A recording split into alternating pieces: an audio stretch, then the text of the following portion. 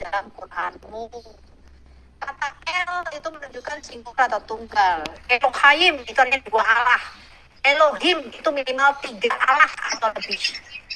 Tetapi ketika merujuk Allahnya Israel, karena dia tidak terbatas, tidak terhingga, tidak terukur, tidak bisa dihitung, tidak bisa ditimbang, maka kata Elohim ini digunakan untuk menunjukkan segala kuasanya.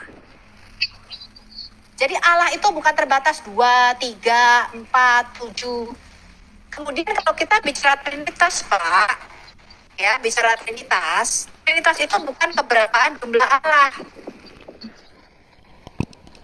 Ya, karena kalau orang Kristen menghitung jumlah Allah, kita nggak pakai Trinitas, karena di dalam Alkitab kita, Yesaya 11 ayat 2, Wahyu 1 ayat 4, Wahyu 4 ayat 5 mengatakan rohnya ada 7.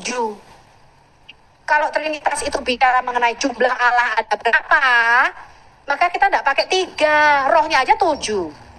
Ketujuh roh Allah ditambah Bapa, Putra, dan Roh Kudus. Apa 11? Jadi sepak bola Allah kita. Trinitas itu tidak bicara jumlah Allah ada berapa. Trinitas bukan bicara keberapaan jumlah Allah. Trinitas itu menjabarkan kebagaimana Allah yang Esa itu berinteraksi dengan ciptaannya. Di dalam Alkitab kita juga sudah perjanjian lama. Allah yang Esa itu yang tidak terhitung, tidak bisa ditimbang, nggak bisa diukur. Di dalam dia itu mempunyai sang firman dan rohnya.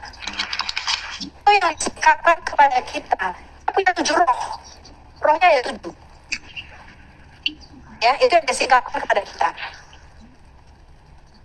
Makanya Trinitas itu bicara bahwa Allah yang Esa itu menciptakan segala sesuatu lewat firman-Nya dan rohnya. Mazmur 33 ayat 6.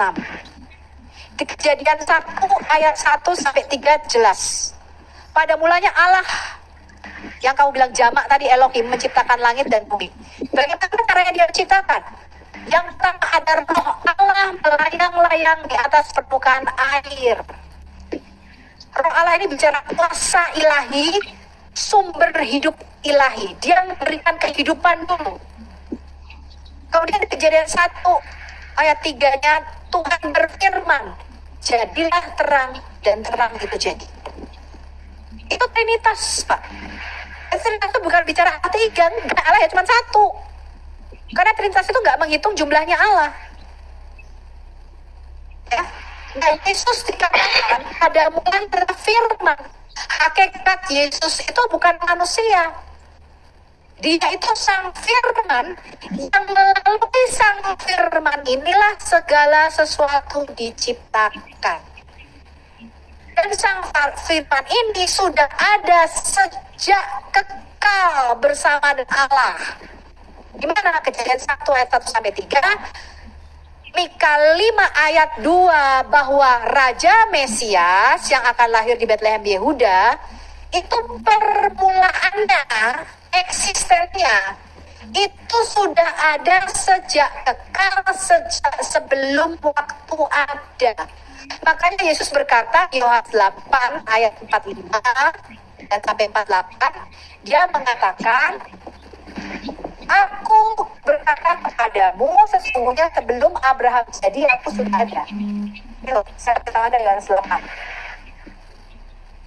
Jadi permulaan Yesus itu bukan ketika dia nusul jadi manusia.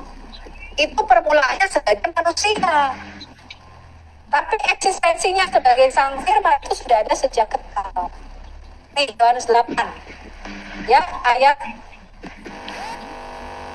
Kak, emang kakak turunin dia? Ayat berapa nih? Iya, dia cerewet. Gua nggak bisa ngomong.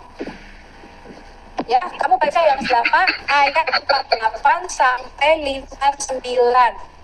Ayat 58, Yohanes 8 ayat 58. Yesus berkata, aku berkata kepadamu, amin, amin. Ini bukan Pak Amin ya. Sebelum Abraham Ya Bu, jadi, saya hadir. Ada. Jelas kan? Jadi Yesus sebagai sang firman sudah ada sejak kekal. Dia mengatakan apa? Abraham belum jadi. Abraham itu terpaut dengan Yesus 2000 tahun. Abraham belum jadi, gue udah ada kata itu.